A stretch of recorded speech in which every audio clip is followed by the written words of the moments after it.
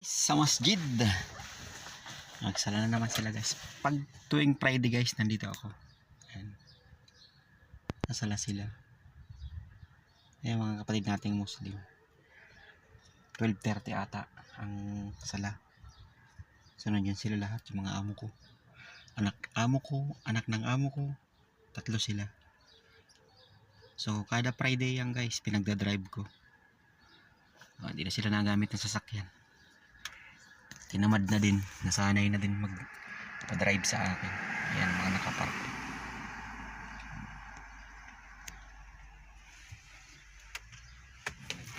Gandun yan, gandun sa likod. Doon sa tagiliran, mayroon din doon.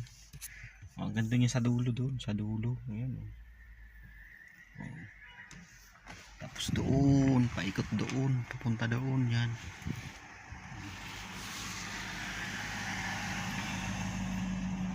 Ayan ang masjid nila. Malapit na ang Ramadan guys.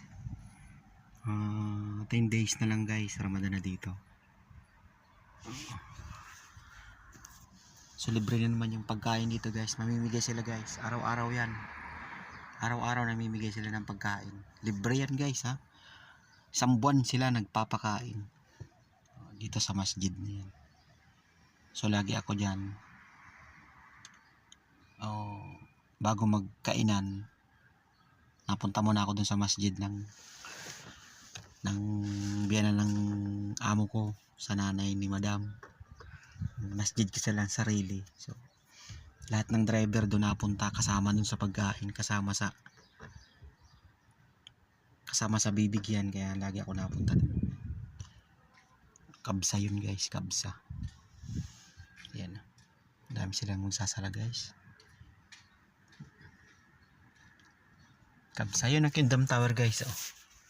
Ayan o. Hindi kita. Ayan ang liit o. Ayan o. Ayan o.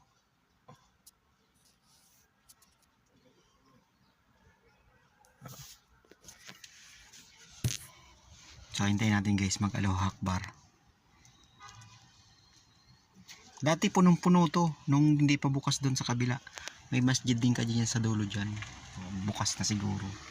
Tapos na kasi yun.